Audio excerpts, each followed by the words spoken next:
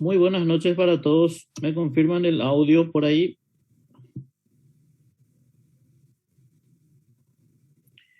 Áudio, pessoal. ¿Alguien confirma o áudio? Muy bien, excelente. Vamos a dar inicio entonces a nuestra clase. Vamos a adelantar un poco nuestra clase del día de mañana para el día de hoy, para ya quedarnos liberados y para ustedes poderem curtir bem as férias. Tá bom, pessoal? Tá bom? Entonces vamos a adelantar un poco nuestra clase para que mañana ya estén totalmente liberados y puedan tener entonces una semana para poder descansar bien. Entonces vamos a dar inicio a nuestra clase del día de hoy. El día de hoy vamos a estar hablando sobre espacio pleural. Cuando habíamos iniciado las clases de aparato respiratorio, habíamos dividido las patologías en patologías que se van a producir dentro de los conductos de las vías respiratorias y la patología que se puede producir en el espacio pleural. Dentro de las patologías que nosotros ya estuvimos viendo en la parte del aparato respiratorio, estudiamos ahí asma, estudiamos EPOC, vimos la división general y hoy vamos a ver entonces los acometimientos que hay en el espacio pleural. Entonces, cuando nosotros hablamos de espacio pleural, por definición, tenemos que el espacio pleural es un espacio virtual. Esa es la definición de espacio pleural. Es un espacio virtual. Ahí nosotros tenemos un tejido seroso, que es la pleura. Y ustedes saben que todo tejido seroso tiene dos hojas, dos capas. Una hoja parietal que va a ser adherida a la fascia endotorácica y una hoja visceral que va a ser adherida directamente al pulmón. Entonces, estas dos hojas van a estar bien adosadas. Si alguien puede apagar su audio ahí. Audio. Muy bien, ahí creo que apagaron su audio. Muy bien, entonces, cuando nosotros tenemos ahí las dos hojas parietal y visceral, entonces realmente ese espacio no existe. Tienen que saber que hay una ínfima cantidad de líquido para poder producir los movimientos respiratorios, los movimientos del pulmón ahí. Hay en promedio de 20 a 30 centímetros cúbicos de líquido pleural para que el pulmón pueda realizar su trabajo. Pero tenemos que tener en cuenta de que ese espacio se puede tornar real. Y el espacio se va a tornar real en dos condiciones. Por un lado, si es que hay una extravasación de aire del pulmón al espacio pleural, entonces vamos a tener realmente un espacio pleural formado ahí. También podemos tener acumulación de líquido en el espacio pleural. También vamos a tener la formación de un espacio pleural. Entonces el día de hoy vamos a analizar dos entidades características que nosotros tenemos que conocer muy bien para poder darnos entonces en la práctica clínica con los pacientes que van a llegar aquí con un espacio real pleural formado. Entonces, la presencia de aire en el espacio pleural, ustedes saben que eso se llama neumotórax, y la presencia de líquido, eso se llama derrame pleural. Entonces, cuando tenemos líquido en el espacio pleural, eso se llama derrame pleural, hasta nosotros poder identificar qué líquido es lo que está ahí. Si es que tenemos agua en el espacio pleural, eso es lo más común que van a encontrar, presencia de agua, hidrotórax, en aquel paciente con insuficiencia cardíaca congestiva izquierda. Entonces, lo más común es encontrar ahí, entonces, extravasación plasmática en ese espacio pleural. Plasma. El plasma sanguíneo es lo que vamos a encontrar ahí. Eso es lo más común. Entonces, el hidrotórax, si el paciente presenta un traumatismo torácico, entonces ahí vamos a encontrar sangre. Si ahí hay un proceso inflamatorio, vamos a tener pus. Eso se llama piotórax o empiema pleural. Y también recordando que por detrás de la aorta está subiendo el conducto torácico que está llevando linfa con los ácidos grasos esenciales que fueron absorbidos entonces ahí por la cisterna del kilo o cisterna de Petket. Si hay una lesión del conducto torácico, vamos a tener una extravasación de linfa y de esos ácidos grasos en el espacio pleural, y a eso le vamos a llamar de kilotórax. Entonces, las dos grandes entidades, los dos grandes acometimientos que podemos tener en el espacio pleural, o presencia de aire, neumotórax, o presencia de líquido, derrame pleural. Entonces eso vamos a estudiar uno por uno. Cuando nosotros hablamos de aire en el espacio pleural, eso se llama neumotórax. Neumotórax. Nosotros tenemos que conocer por qué una persona puede tener aire en ese espacio pleural. Entonces vamos a analizar aquí por qué una persona puede tener aire en el espacio pleural. Ya sabemos lo que es, luego tenemos que hacer la clasificación para poder entender por qué una persona va a tener ahí entonces aire. ¿Alguien quiere hablar ahí? Sí, puede preguntar.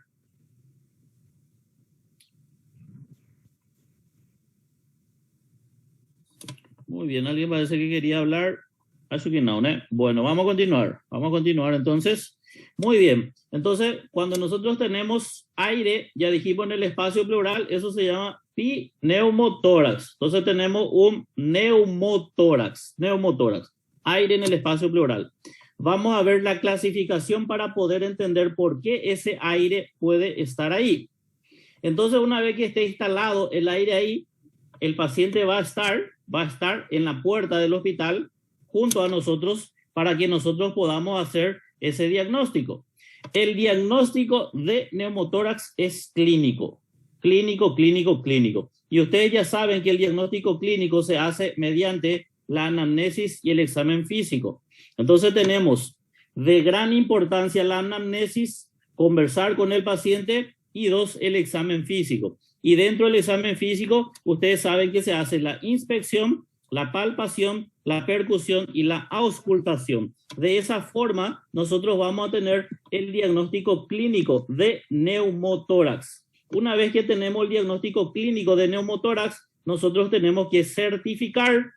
¿Y para qué hacemos esa certificación? Para poder comprobar realmente que es aire que está ahí. Entonces, se pide una radiografía simple de tórax póstero anterior al paciente. Con eso nosotros vamos a confirmar.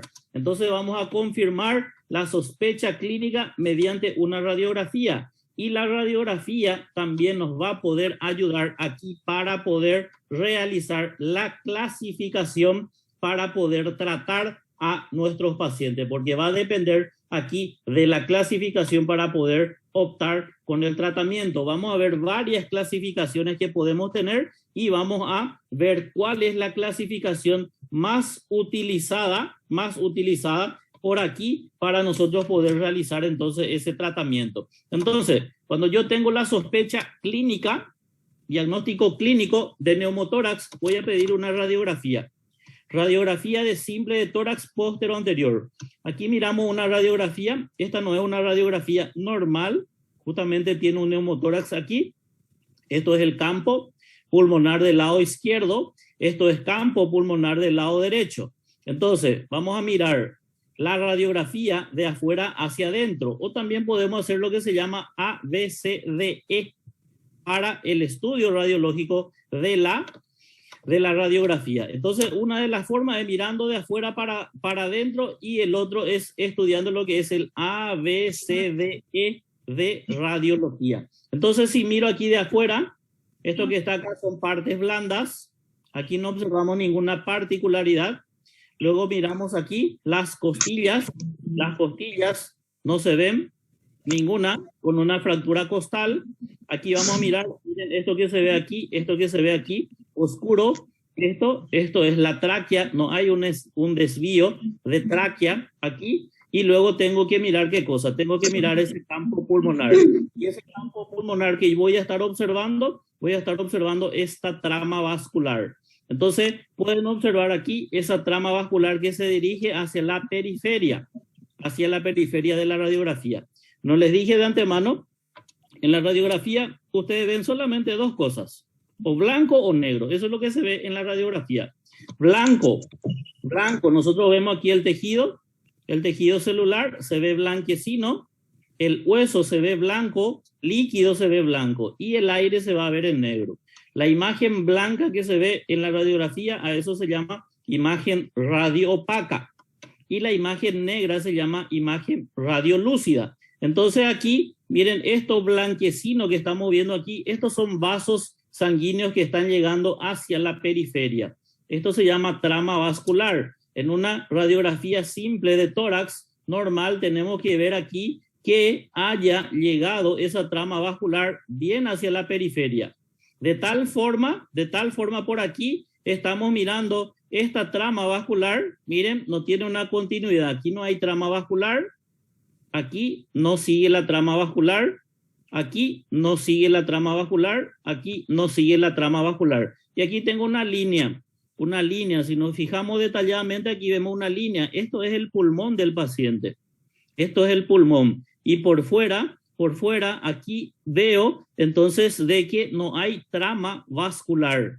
Y cuando yo no tengo la trama vascular en mi paciente, entonces identifico de que esto es aire que está atrapado en el espacio. Entonces con eso yo voy a hacer la confirmación clínica. Y tengo que hacer también la estadificación para poder tener el tratamiento entonces definitivo. Si yo tengo un pneumotórax grande en un paciente, el tratamiento va a ser mediante la inserción de un tubo de drenaje pleural. El neumotórax pequeño no es necesario que el paciente se le inserte ahí un tubo. Nada más se interna al paciente, oxigenoterapia y terapia respiratoria. De esa forma se va a tratar. Muy bien, aquí miramos, aquí por el agrandamiento de la imagen, no se ve bien nítida la imagen, pero aquí se ve la trama vascular llegando y sin embargo aquí veo la bandeleta del pulmón, ahí. Y todo esto que está aquí, esto es aire. Esto es aire que está en ese espacio pleural y ahí está entonces el pulmón del paciente. Esto es un neumotórax. Entonces esto es un neumotórax grande ya. Tenemos que enseguida conocer la clasificación. Y la otra entidad que también vamos a hablar el día de hoy es el derrame. El líquido vamos a ver entonces, vamos a ver aquí, vamos a ver blanquecino. Aquí por debajo tendríamos que tener esta estructura, esta forma, que tiene la forma de una V. Y esto es el receso costofrénico o costodiafragmático que hacia el lado derecho está totalmente velado. No hay receso costofrénico, sin embargo, veo una imagen blanquecina que me forma aquí una curva. Entonces se llama curva de Diamazou. Esta curva que está aquí es típico de un derrame pleural. Este es un paciente que está entonces con un derrame pleural del lado derecho, abarcando prácticamente todo el campo medio. Cuando ustedes ven en radiografía, esto es campo superior, aquí campo, hasta aquí sería campo superior, campo medio y el campo inferior. Tanto los dos del lado derecho como del lado izquierdo se dividen en tres campos pulmonares. Esto prácticamente desde el campo medio está agarrando. El pulmón derecho tiene 3 lóbulos, el lado izquierdo tiene 2 lóbulos, pero radiológicamente se divide así ambos como campo superior, aquí el campo medio y aquí el campo inferior. El derrame, el líquido siempre primeramente va a ir para abajo, y el aire tiende a irse hacia arriba, por eso el neumotórax comienza a ocupar el aire aquí a nivel de la cúpula. Entonces aquí podemos tener de repente de que hay una acumulación mayor, como pudimos ver en esta radiografía aquí. Miren que aquí en la parte superior, aquí es donde tengo yo mayor cantidad de aire. Y aquí en la parte inferior ya menos, el aire tiende a irse hacia arriba y el líquido se va a ir por gravedad hacia la parte inferior. Entonces cuando nosotros hablamos de neumo, es aire que está ocupando el espacio pleural. Y el neumotórax se clasifica en 2. Está el neumotórax espontáneo y está el neumotórax adquirido. El neumotórax espontáneo se vuelve a clasificar en primario y secundario. Entonces, el paciente con un neumotórax espontáneo primario generalmente es aquel que ya tiene una malformación de nacimiento del pulmón. El pulmón ya suele tener una pequeña pelotita por encima. Entonces, si yo coloco aquí el pulmón, entonces el paciente ya puede nacer con algún defecto de algunas que otras pelotitas por arriba. Y eso se llaman bullas, bullas pulmonares. Si nosotros vemos así, pelotitas ahí por encima, eso es bulla. Una bulla pulmonar que fácilmente puede romperse y el aire que está aquí va a comenzar a extravasar, a extravasar. Sin embargo, el secundario es porque hay una patología pulmonar previa. Por ejemplo, el paciente que tiene una enfermedad pulmonar obstructiva crónica, su pulmón estaba sano, pero la hiperinsuflación generó la presencia de bullas y eso es lo que le va a llevar. Muy bien. Entonces, eso es la diferencia. Aquí Bianca dice derrame puede ser exudado, ¿cuánto? Transudado. Así mismo, Bianca. Enseguida vamos a hablar de derrame y vamos a diferenciar cuando hablamos de un derrame exudativo y cuando hablamos de un derrame por transudado. Entonces, eso tenemos que saber diferenciar. Lo más común es insuficiencia cardíaca. Y esa insuficiencia cardíaca, entonces vamos a tener plasma. Eso va a ser un derrame transudativo, transudado. Rómulo, está con micrófono. O Rômulo acho que ligou o computador aí e já foi para o churrasco. Isso aí, né, Rômulo? Rômulo, cadê o... E aí, Rômulo? Já tá preparando a carninha aí para nós, Rômulo? Acaba a aula, eu tô indo por aí, rapaz. Daqui a pouco começa. Isso aí. Daqui a pouco acabamos aí e vamos pular aí para sua casa. Muy bien, vamos a continuar entonces. Entonces tenemos el derrame el neumotórax espontáneo. Primario ya sabemos por una malformación pulmonar. Entonces, por la formación ya de unas bullas, pacientes jóvenes, varones, generalmente longilíneos. Entonces, eso quiere decir pacientes altos y magriños suelen tener, entonces, esta malformación a nivel del pulmón. Y secundario va a ser por la presencia de alguna patología. La enfermedad pulmonar obstructiva crónica suele generar mucho esto. El paciente, entonces, va a tener ahí alguna acumulación ahí de aire, porque ahí ese alveolo está totalmente hiperinsuflado y genera de repente alguna malformación en la periferia. Si hay esas bullas, recuerden que eso fácilmente se puede romper y al romperse vamos a tener extravasación de aire. Y luego tenemos el adquirido. Esto van a ver mucho en el hospital.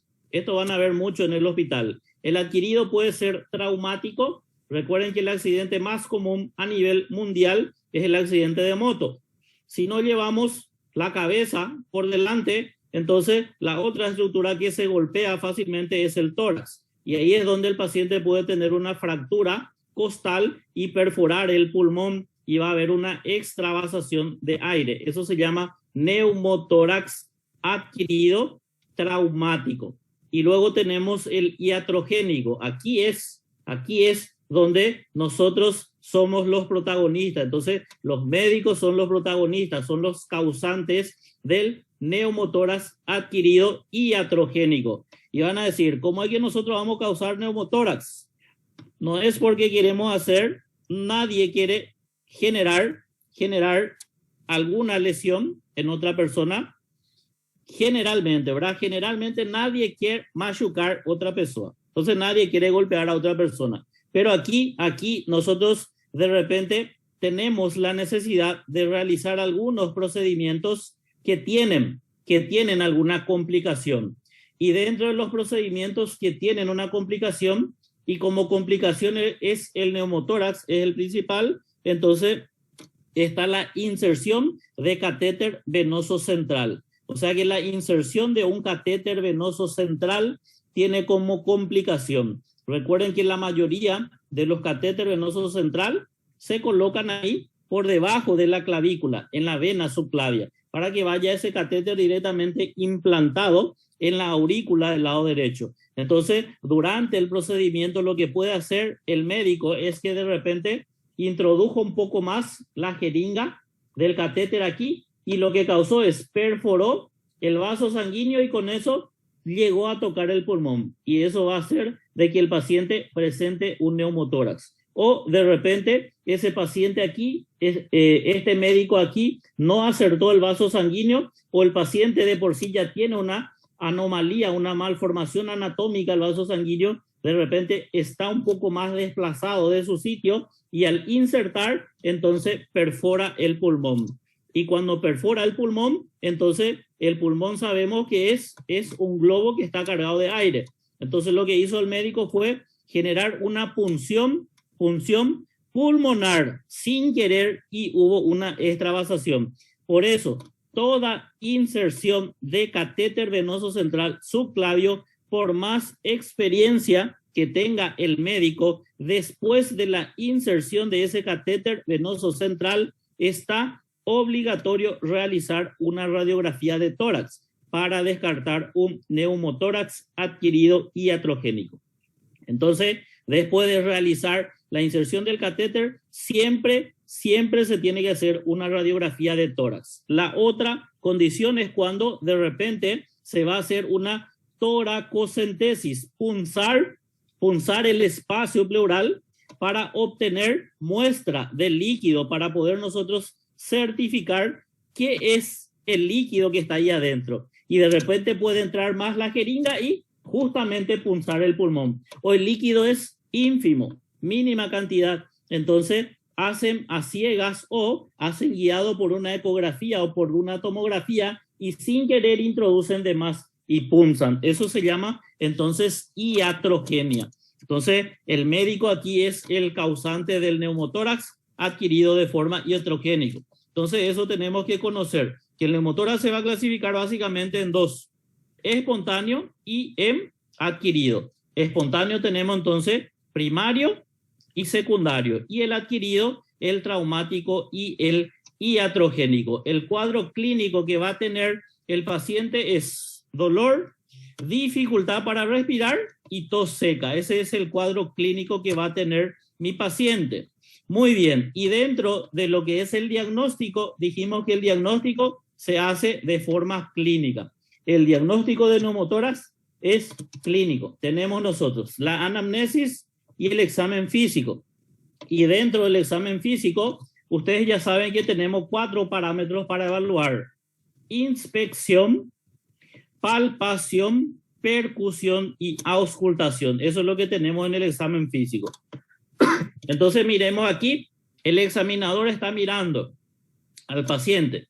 Si tenemos un paciente con neumotórax, aire que está ocupando el espacio pleural, entonces de este lado prácticamente, si no hay pulmón, el paciente no va a poder realizar una expansibilidad torácica. Entonces cuando le pedimos para que inspire, entonces si no realiza de un lado, vamos a suponer de este lado no está realizando la expansión porque no tiene pulmón, entonces nosotros vemos una disminución de la expansibilidad torácica unilateral, porque generalmente tenemos un neumotórax unilateral. Un lado donde hay pulmón expande bien y el otro lado no se expande. A la palpación, ¿qué es lo que se hace a la palpación? Miren aquí, la examinadora coloca la mano sobre el tórax del paciente y le pide para que inspire.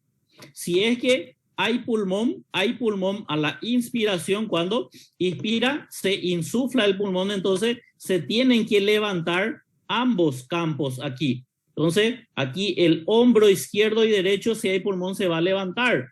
En la base también, pero si no hay pulmón, no se va a levantar. Entonces, de esa manera, con la palpación, nosotros podemos confirmar también que hay una disminución de la expansibilidad. Una mano se levanta y la mano no se levanta la otra porque no hay pulmón.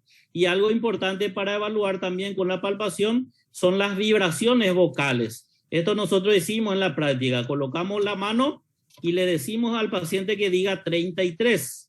Al decir 33, entonces tiene que el pulmón estar vibrando ahí. Eso se siente en la mano. Si no hay pulmón, porque hay aire ocupando ese sitio o hay líquido ocupando ese sitio, no vamos a tener ahí obtenidas las vibraciones vocales. Entonces, el paciente ahí a la palpación hay una ausencia de vibración vocal. Luego, ¿qué tenemos? Luego tenemos la percusión. Por un lado, vamos a colocar los deditos sobre el tórax y por otro lado vamos a tener el dedo con el cual vamos a hacer la percusión. Entonces, si es que yo tengo aquí el tórax con una conformación normal y hago esto, recuerden que el pulmón está cargado de aire. El ruido característico que hacemos a la percusión, eso se llama sonoridad. Sonoridad. Es una cajita que tiene aire, pero sin embargo, cuando explota el globo, sale el aire y la caja queda más grande. Si la caja queda más grande, al golpear levemente, el ruido va a ser mucho más grande porque ya tenemos gran cantidad de aire en ese espacio pleural. Entonces, a la percusión, el paciente tiene el famoso hipersonoridad o hipertimpanismo. Eso es lo que se va a presentar ahí en la percusión. Muy bien, si no tengo pulmón, a la auscultación no se va a escuchar el murmullo vesicular. Entonces hay una ausencia de murmullo vesicular. Entonces, cuando nosotros hablamos de neumotórax, diagnóstico clínico. Y esto pueden anotar porque el día de mañana en algún examen le va a servir.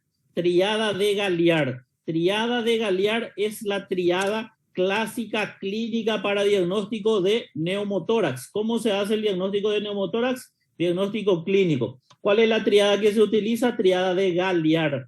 Galliard. Tenemos inspección, palpación, percusión y auscultación. Vamos a sacar uno, el primero, que es la inspección.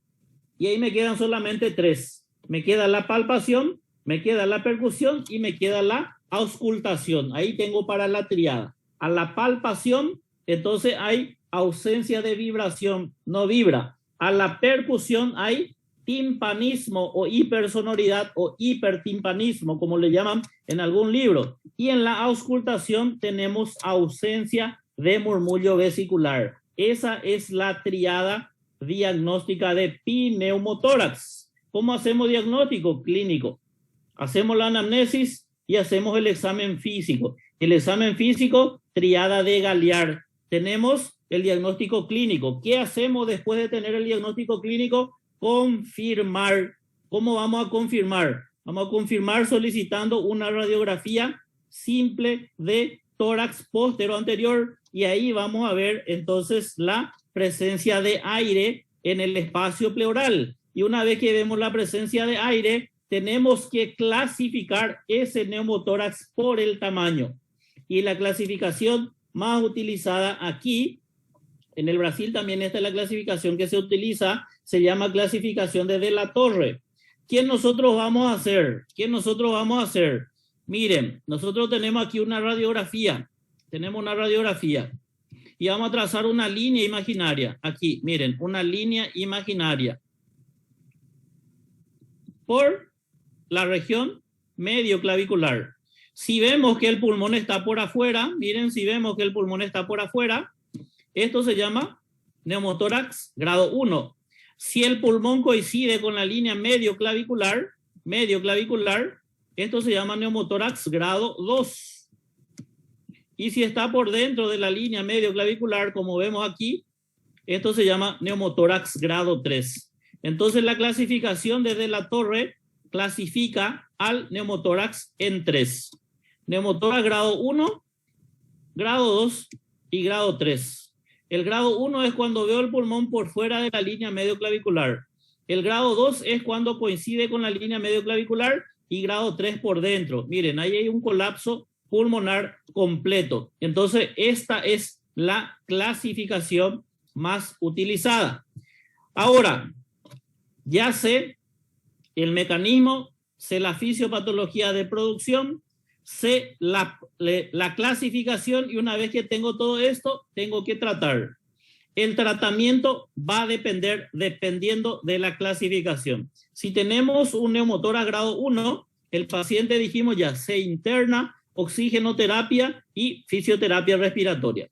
Si tenemos un neumotórax grado 2 y grado 3, el paciente se interna, se tiene que hacer la inserción de tubo de drenaje. Es internación, oxigenoterapia, inserción de tubo de drenaje pleural y fisioterapia respiratoria. Eso es lo que va a hacer. Algunas escuelas facilitan más porque la dividen en dos. Por ejemplo, el colegio americano lo divide en neumotórax pequeño y neumotórax grande, porque el tratamiento es lo mismo. Si ustedes tienen un neumotórax grado 2 y grado 3, inserción de tubo, entonces los americanos no se complican. Aquí el vértice, miren, si mide menos de 3 centímetros, eso se llama neumotórax pequeño. Entonces, internación, oxígeno y terapia respiratoria. Sin embargo, aquí el ápice, si mide más de 3 centímetros, a eso ya se le llama de neumotórax grande. Entonces, el tratamiento va a ser inserción de tubo de drenaje pleural. La escuela británica, la sociedad británica, en vez de trazarla aquí arriba, lo que hace es con una línea imaginaria aquí por la caja torácica.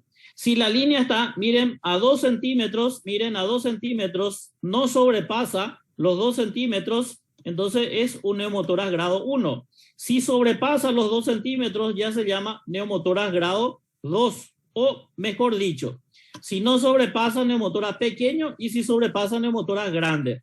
También se clasifican dos porque el tratamiento es el mismo. El pequeño es el grado 1. El grande es grado 2 y 3. Entonces, el grado 2 y 3 siempre va a ser el mismo. Entonces, el colegio americano y la sociedad británica básicamente tienen el mismo esquemita aquí, pequeño y grande. A diferencia que el americano tiene aquí el vértice pulmonar, estudiando, el margen es 3 centímetros menos pequeños, menos es pequeño y más de 3 es grande. Y el colegio británico tiene aquí 2 centímetros de la pared lateral. Ya la sociedad española la divide en parcial, completo y total, como un grado 1, grado 2 y grado 3. Lo que más se utiliza y lo que ustedes tienen que conocer, entonces, es el de la clasificación desde la torre. Grado 1, grado 2 y grado 3. Tratamiento. El pequeño vamos a internar oxígeno y terapia y el grande vamos a colocarle tubo. Ese es el tratamiento. Y ahí vemos entonces, miren, el tubo de drenaje pleural. Nosotros vamos a hacer una incisión en el quinto espacio intercostal, línea media axilar. Ahí se hace la incisión. Ahí vean, se hace la incisión y la incisión tiene que entrar un dedo, que es prácticamente el tamaño del tubo. Ahí entra un dedo en la incisión que hicimos en el espacio. Miren, aquí tenemos la costilla inferior y la costilla superior. Siempre se busca el borde superior de la costilla inferior. Nunca se busca el borde inferior de la costilla superior, porque arriba está el paquete vasculonervioso, que de repente si nosotros hacemos la incisión en el borde inferior de la costilla superior, podemos tener una lesión del paquete vasculonervioso subcostal. Entonces, entramos aquí, en el borde superior de la costilla inferior. Ahí se introduce un dedo y miren, ahí se va a pasar el tubo de drenaje. Este tubo se dirige hacia atrás y hacia arriba, donde más vamos a tener la acumulación de ese aire. Y miren que tenemos un extremo del tubo en el tórax del paciente y otro extremo del tubo se va a ir a un frasco que se llama frasco de Bulau. En este frasco vamos a ver que el otro extremo del tubo, miren, esto no tiene una comunicación con el exterior. Directamente se introduce en el frasco y ahí hay la otra porción, quinto espacio intercostal. Quinto espacio intercostal, línea media axilar. En el libro dice quinto, sexto espacio intercostal. Muy bien, entonces entre el quinto y el sexto, ahí pueden hacer. Lo más utilizado es quinto. Muy bien, aquí miren, entonces esto es mi otra porción del tubo y esto tiene que sumergirse. Se coloca 500 ml de suero fisiológico.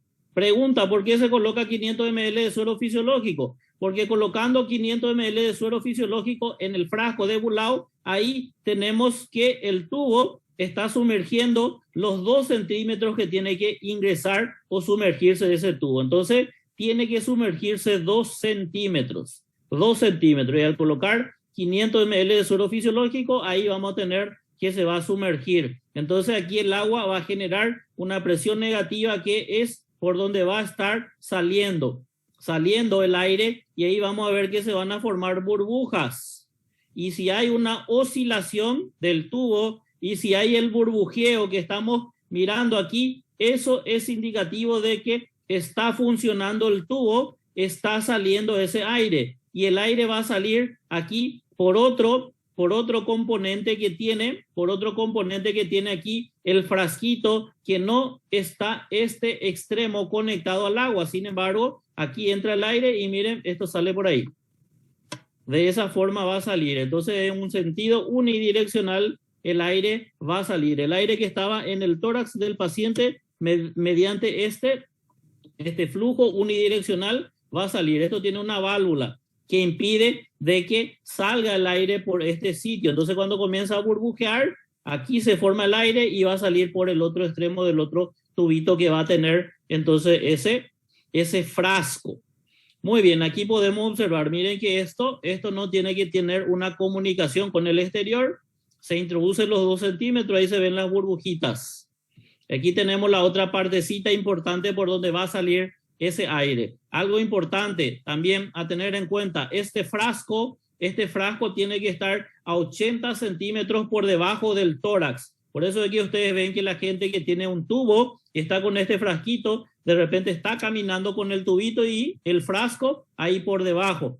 ¿Qué pasa si es que eleva el frasco por encima del nivel del tórax? El aire que está aquí muy probablemente vaya a la caja torácica y va a llenar de agua entonces ese espacio pleural. Entonces el frasco se va a colocar por debajo. Ahí está el sentido unidireccional. 2 centímetros. Dice, ¿cuántos centímetros se introduce?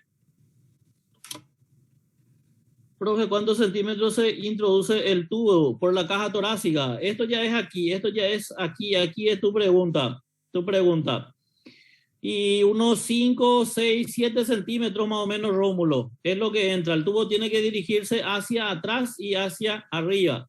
Hacia atrás y hacia arriba. Cuando nosotros vemos que todo está conectado y todo está trabajando bien, ahí entonces es confirmatorio de que está saliendo el aire en ese espacio, de ese espacio pleural. Ahora, ¿cuándo se saca el tubo? El tubo se va a sacar siempre y cuando este frasco ya no tenga función. Cuando no haya oscilación y ya no haya burbujeo. Ahí es donde nosotros vamos a tener de que aquí ya se va a tener que retirar el tubo, porque ya el pulmón retornó a su normalidad y ya salió todo el aire que estaba atrapado en el espacio pleural. Ahí es indicativo ya de sacar. Entonces ahí el sistema cerrado de Bulao, entonces la más larga está sumergida por un extremo unos 2 centímetros, como dijimos.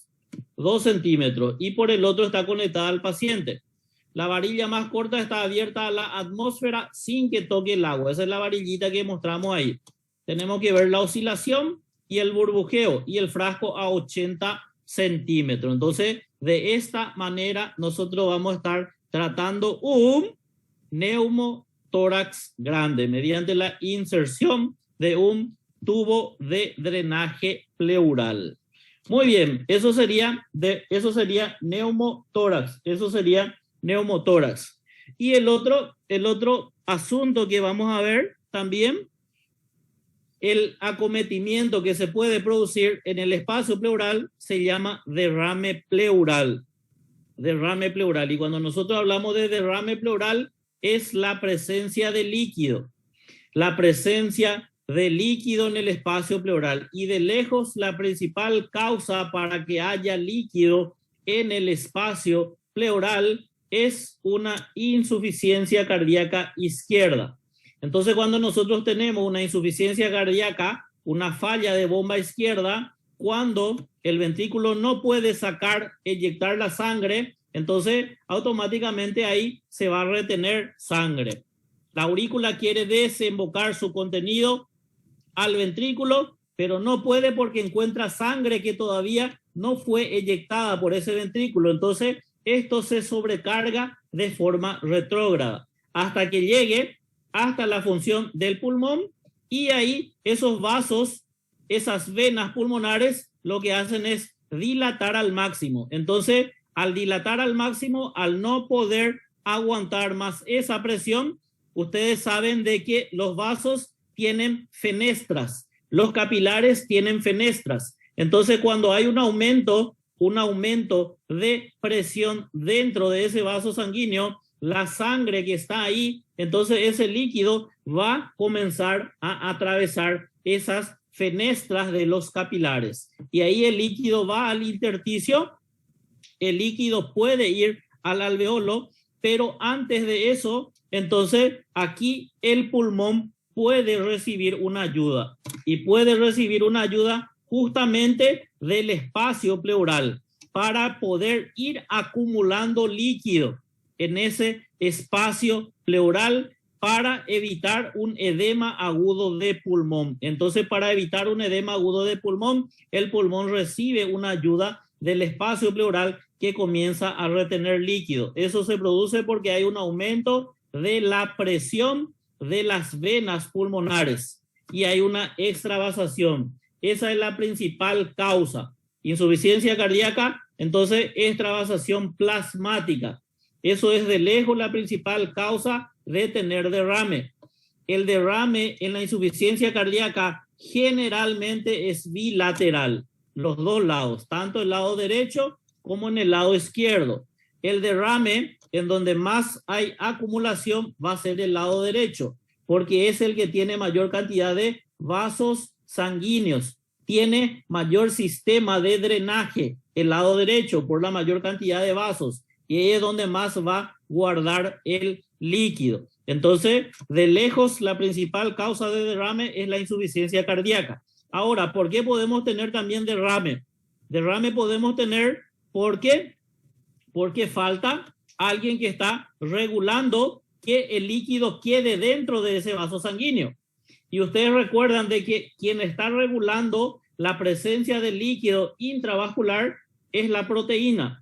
Y la proteína que regula eso es la albúmina. La albúmina es la que genera la presión osmótica, es la que retiene el líquido ahí adentro, de tal forma en aquellos pacientes que tienen problemas de proteína, hipoproteinemia, hipoalbuminemia, entonces menor cantidad de proteína en el intra, entonces vamos a tener la distribución en el intravascular como en el extravascular de la misma concentración. Eso se va a equilibrar. Eso quiere decir que el líquido va a comenzar a extravasar y va a formar edema.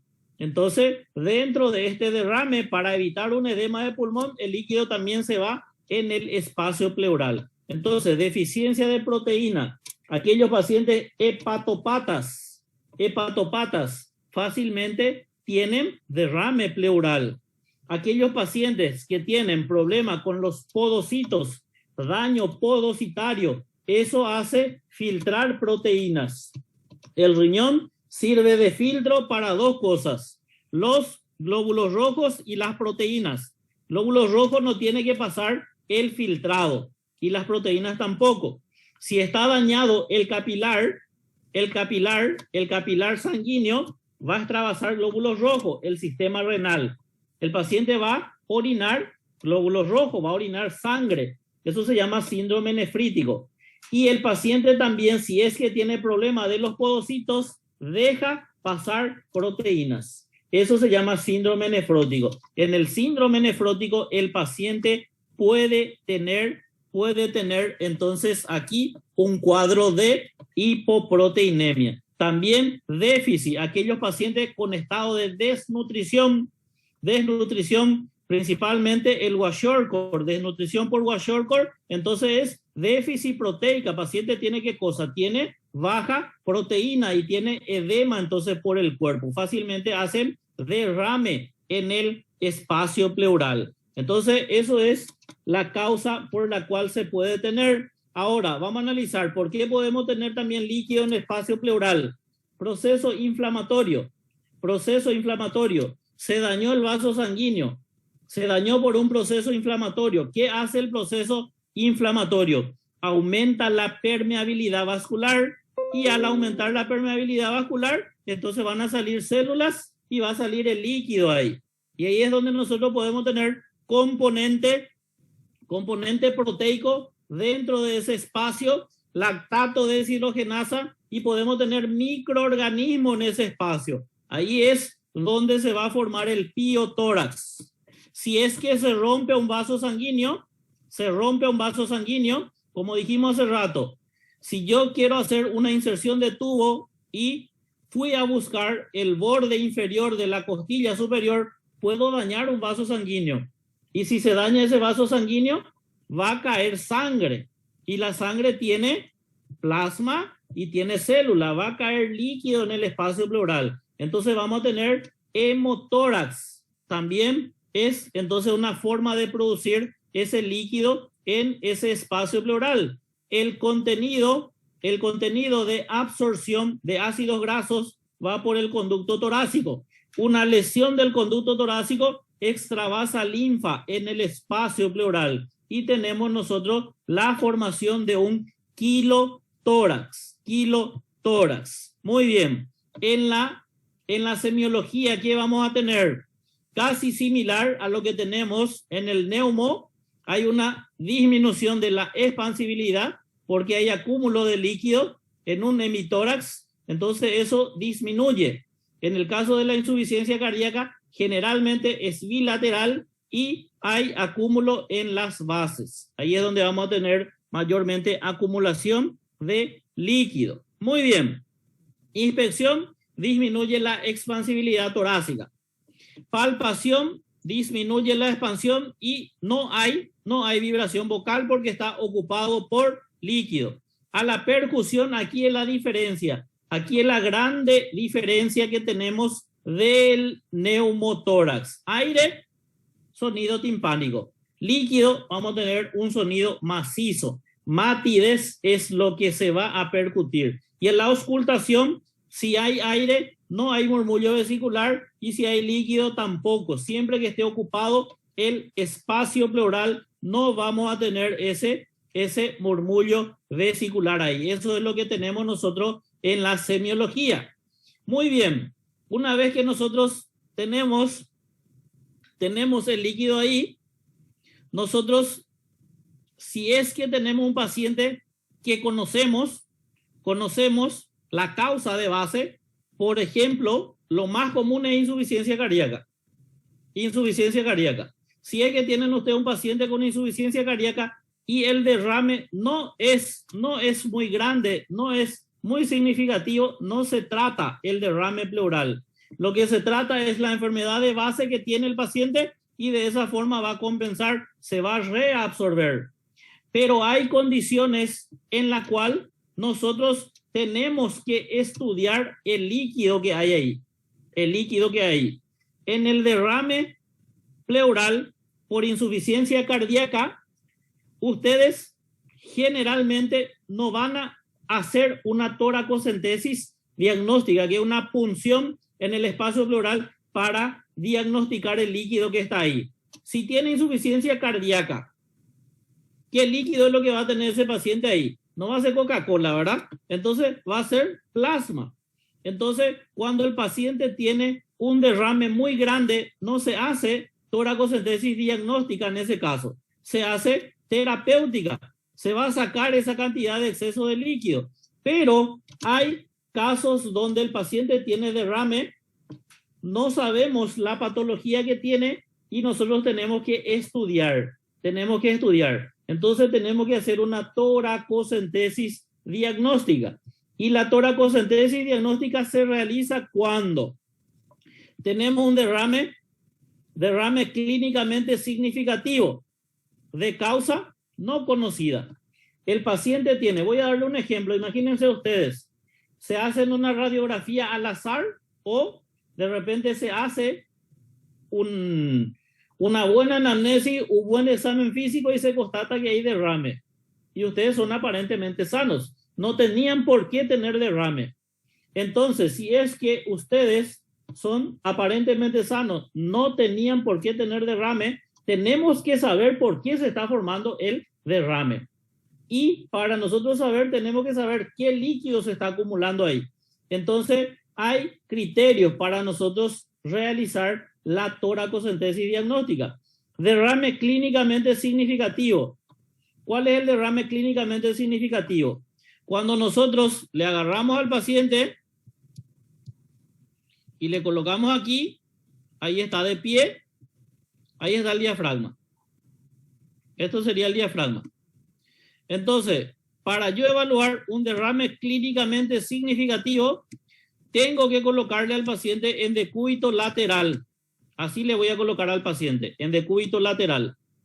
Si aquí nosotros vemos acumulación de líquido, ahí generalmente no se tiene que observar esa acumulación de líquido en una radiografía lateral. Si veo líquido aquí, para algunos libros dice 1 centímetro, otro libro dice 10 milímetros, es la misma cosa. Entonces, si tenemos presencia de derrame de una causa desconocida, que en la radiografía lateral llegue a los 1 centímetro, es indicativo para realizar la punción. Si es menos de eso, van a perder de balde su tiempo. No tiene indicación para realizar toracocentesis diagnóstica. No tiene indicación. El paciente no se puede colocar en decúbito lateral. Entonces vamos a hacer la excepción. Miren aquí. Aquí tenemos el paciente, vamos a suponer que está de pie. Aquí tenemos el receso costodiafragmático. Entonces me dice la teoría que si el derrame sobrepasa la cúpula diafragmática, ahí, probablemente si le colocamos en decúbito lateral, este paciente va a tener aquí probablemente mayor o igual a 1 centímetro de derrame. Entonces, esto es indicativo de realizar una toracocentesis diagnóstica. Tenemos que saber por qué está haciendo derrame. Recuerden que las pleuras en ningún momento se comunica una con la otra. No hay comunicación pleural. No puede pasar de un lado al otro.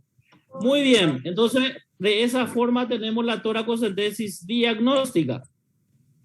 Punzamos y ¿qué puede venir en ese líquido?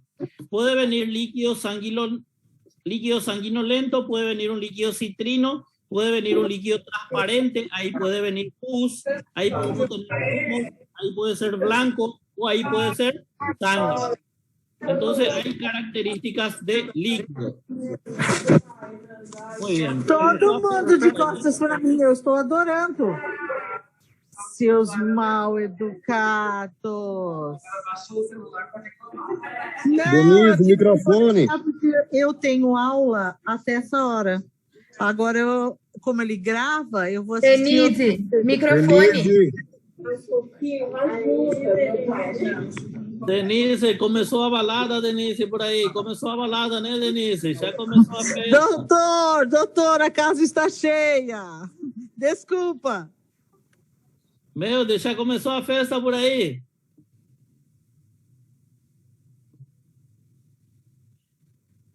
Já começou a festa por aí, isso aí. Meu Deus. Peraí, calma. Ela ligou o microfone, todo mundo falando. Depois, quando ela ia falar, apagou o microfone e começou a falar. Meu Deus, como é que pode, né? Muy bien, ya vamos a terminar, Danilo, ya vamos a terminar. Vamos a hablar algo muy importante aquí y luego ya terminamos. Ya estamos terminando. Después ya se van a liberar de fisiopato, van a descansar. Uma semana da matéria mais chata que vocês têm, fisiopatologia, né? Mas fazer o quê? Coisa da vida, temos que dar a matéria e temos que passar, né? Muy bien. Excelente. Entonces, aquí podemos ver las características de esta forma. Si viene sanguinolento, entonces puede ser neoplasia, trauma o accidente de punción, citrino, tuberculosis o un proceso de malignidad.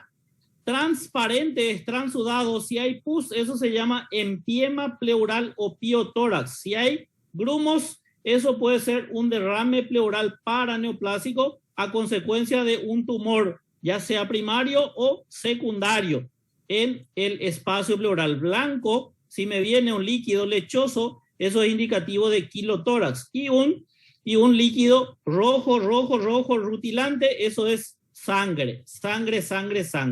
Entonces, una vez que nosotros realizamos la punción, vino el líquido. ¿Qué es lo más importante que nosotros tenemos que diferenciar?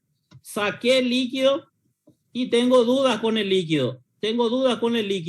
Y lo primero que tenemos que diferenciar es uno. O es transudado o es exudado. Entonces, para nosotros diferenciar si es transudado o si es exudado, eso se va para citoquímico. Y hay unos criterios que se llaman criterios de Light.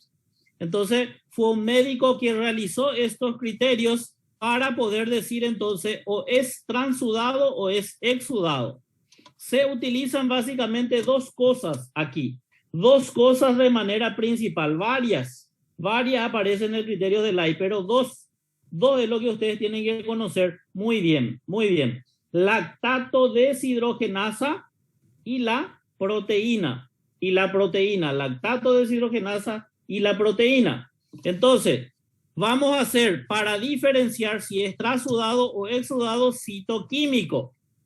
Si de repente vemos una coloración amarillenta, muy probablemente sea exudado, ¿verdad? Entonces vamos a hacer estudio bacteriológico.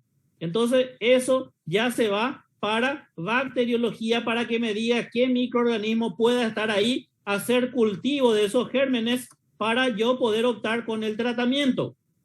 Y si tienen sospecha que es una neoplasia, entonces eso se va a citológico para poder entonces realizar el estudio más a detalle de las células que vamos a tener nosotros en ese líquido. En ese caso se hace la muestra con 50% diluido con alcohol rectificado. Muy bien, dentro del criterio de Light,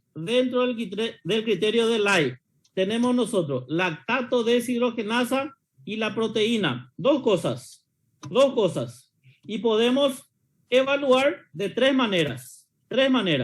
Entonces, primero, realizamos la punción. Voy a colocar otra vez aquí mi dibujito.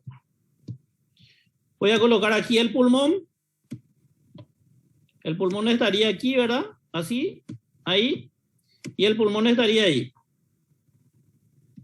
Ahí. Y ahí. Y el líquido se está acumulando aquí. Entonces, este líquido que se está acumulando aquí, yo voy a hacer una toracocentesis diagnóstica. Hago una punción.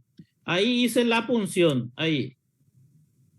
Para quien no entendió el dibujo, esa es una jeringa, ¿está bien? Esa es una jeringa aquí que entró en el espacio pleural y ahí va a salir el líquido en la jeringa. Entonces, tenemos el líquido de la punción aquí en la jeringa. Por otro lado, tenemos que agarrar el brazo del paciente y ¿qué vamos a hacer con otra jeringa? Vamos a introducirla en una vena y vamos a punzar ahí la vena de ese paciente. Y vamos a tener sangre venosa aquí. Y vamos a estudiar el suero de la sangre. Entonces vamos a hacer nosotros la relación. Tengo el líquido de punción y tengo el suero sanguíneo. Entonces, ¿qué es lo que hizo Light? Si es que yo tengo una persona que no tiene una lesión del endotelio, entonces no tiene por qué, voy a colocarle aquí P de proteína, ni LDH, lactato deshidrogenasa, pasar. Entonces, cuando hay un proceso inflamatorio, Ahí es donde pasa la lactato deshidrogenasa y pasa la proteína. Entonces, ¿qué es lo que hizo Lai? Comparó el líquido pleural con el suero plasmático. Si hay un proceso inflamatorio, obviamente aquí pasa lactato deshidrogenasa y pasa proteína. Entonces, él estudió los dos líquidos y evaluó los dos parámetros. Entonces, tenemos aquí, miren, cuando nosotros hablamos de transudado prácticamente no tiene lactato y no tiene proteína. Entonces, cuando nosotros tenemos, vamos a evaluar aquí. Vamos a evaluar. LDH, lactato deshidrogenasa. Si hay mucha lactato deshidrogenasa, más del 60%, aquí, vamos a colocar, aquí estamos evaluando. Vamos a suponer que tenemos número redondo, 10 de lactato deshidrogenasa. Y en el líquido de la toracocentesis, entonces, con relación al plasma, se encontró que hay 7. En el plasma sanguíneo hay 10. Y en el líquido de la toracocentesis se encontró 7. Entonces, esto es 70%. Esto sería 0.7.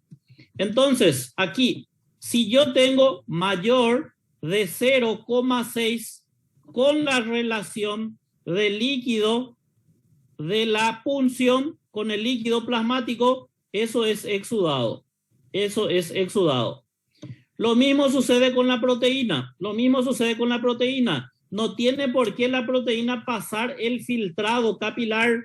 Si hay un problema inflamatorio, va a pasar la proteína y vamos a tener mayor cantidad proteica. Entonces se hace una relación del líquido de la punción y del suero sanguíneo. Si viene más del 50%, vamos a suponer que en el líquido plasmático hay 100 de proteína, y en el líquido de la punción me viene 60. Eso es 60%. Si viene más del 50% de proteína con relación al plasma, entonces nosotros tenemos un exudado. Y cuando hablamos de exudado es consecuencia de un proceso inflamatorio, daño del capilar, y va a extravasar LDH, va a extravasar proteína, va a extravasar microorganismos y va a haber producción purulenta. Eso es exudado. Ahora vamos a suponer que ustedes van a una recorrida médica y tienen un paciente con derrame pleural. Hicieron la toracocentesis, pero se olvidaron de realizar la punción en el vaso sanguíneo. Entonces ahí van a decir, el doctor, el jefe quería saber esto, ahora me va a matar. Si ustedes hicieron la toracocentesis, entonces pueden salvarse aquí porque están continuando en clase, ¿verdad? Entonces se van a salvar. Entonces tenemos el líquido LDH, líquido de la punción. Van a mirar el valor de referencia del laboratorio. Vamos a suponer que el laboratorio dice de que tiene que haber nada más 180. Tiene que haber 180 ahí de lactato deshidrogenasa. Entonces aquí, miren, ese es el valor de referencia. Entonces vamos a dividir en 3. Aquí. Entonces esto sería 1, esto sería 2, esto sería 3. Entonces aquí sería 60, y aquí sería 60, ¿verdad? si yo tengo 120, serían 2/3. Y vamos a suponer que en la muestra de la toracocentesis, ustedes tienen de que vino 130 de lactato deshidrogenasa. Entonces, 130 de lactato deshidrogenasa en el líquido de punción. Entonces, ¿qué es lo que se hace? Se mira el valor de referencia del laboratorio y comparamos. Si supera los 2/3, miren, si supera los 2/3 del límite de la normalidad, esto me va a dar el laboratorio ahí, le va a decir a ustedes, esto es lo que tenía que haber en el plasma sanguíneo, pero ustedes no tienen por qué se olvidaron de pedir. Entonces ahí ustedes solamente con la lactato deshidrogenasa comparando, si viene más de 2/3 del límite de la normalidad del suero, entonces eso es transudado. Vamos a suponer que dice que tiene que haber 180 en el suero plasmático y ustedes tienen 100. 100 es menos que 2/3. Entonces eso es transudado. Entonces van a tener aquí, van a tener que diferenciar el líquido. Ese líquido van a tener que diferenciar de exudado y transudado. El transudado es extravasación de plasma, es solamente agua ahí. Y el exudado es un proceso inflamatorio que hay extravasación de LDH, hay extravasación proteica, hay extravasación de células y microorganismos en ese espacio. Muy bien, aquí un ratito se trabó mi mouse. Voy a sacar esto creo que ya es el último.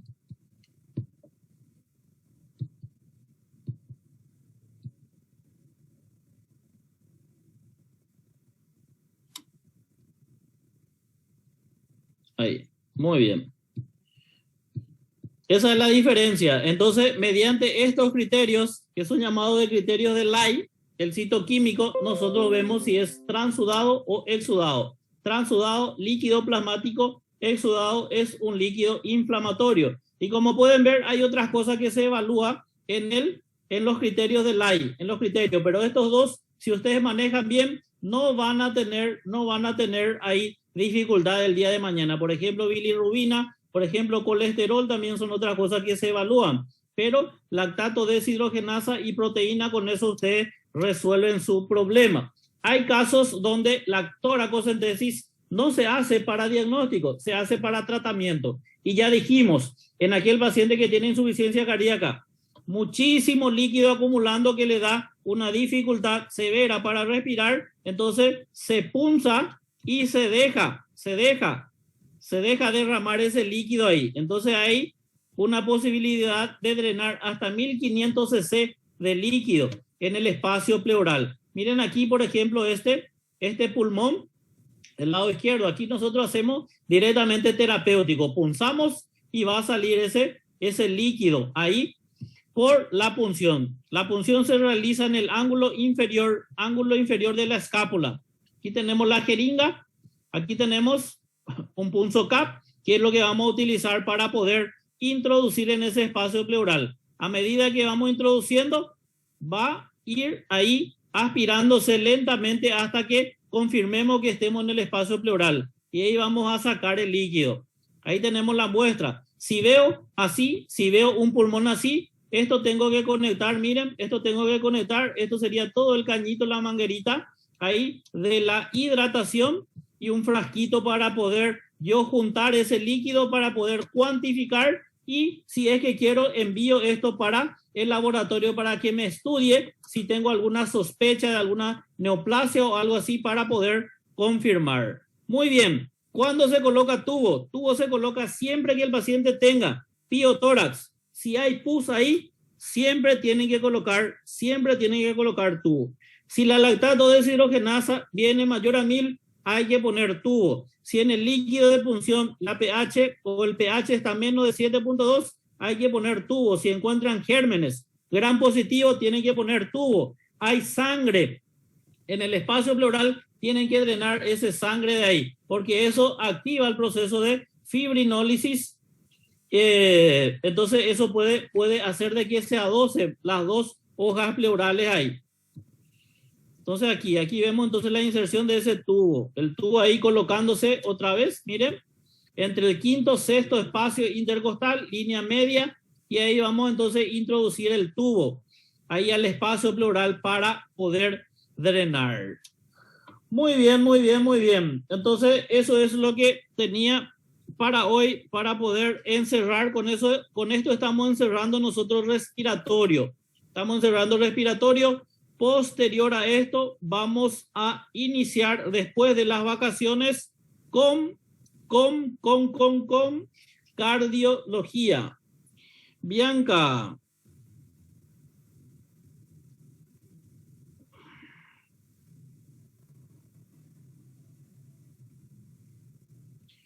Muy bien, aquí dice, doctor Lee, una cuestión de... Espera ahí. Vamos a mirar un ratito aquí. Cuestión de revalida. Cuestión, dice, hablaba de ultrason llamado POCUS. Usted sabe informar, ultrason utiliza actualmente en estos casos de pneumotórax. En el caso de pneumotórax, aire no te va a servir. Aire no te va a servir para ultrasonido. Pero si es que hay derrame pleural, sí. Derrame pleural se puede utilizar el ultrasonido ahí. Muchas veces se utiliza para poder estimar, cuantificar el líquido que hay ahí, o se utiliza el ultrasonido para poder guiar una punción.